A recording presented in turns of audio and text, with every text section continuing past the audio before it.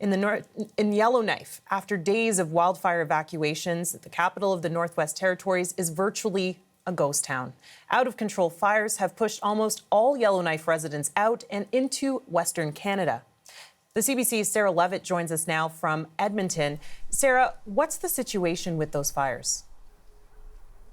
Well, what we've heard is that basically this fire has been pretty static the last 48 hours, meaning it hasn't really advanced on the city.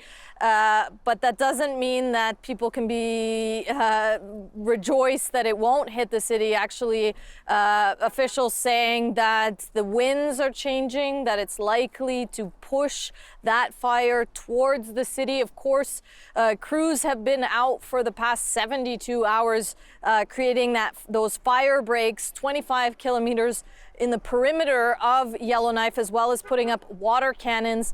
The evacuation of the city itself, major doing, is in particular when it comes to medical evacuations, those that were in the hospital. And we did receive news from the health minister that there was a patient that died, although the minister saying that it was not unexpected. Other than that, we don't have more details. The Premier of Northwest Territories always also speaking of just about how big that evacuation was of the residents, of the patients, in particular those that are unhoused. She said that she actually got someone who was living on the streets to come in her car with her and drive around the city to spots that his friends or the other unhoused would be, to find them and encourage them to leave.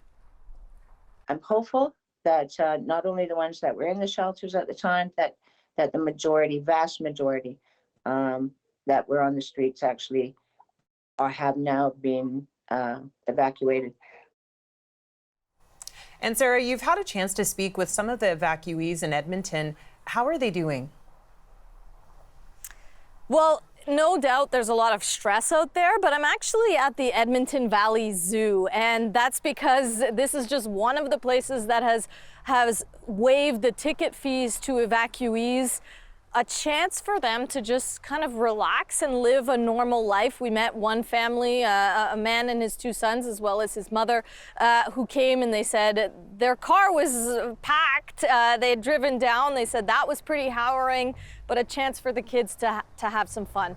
The other thing I noticed was a lot of love going around here in Edmonton, whether it be by the people here or former Northwest Territory residents who have decided to take it upon themselves to provide resources to people.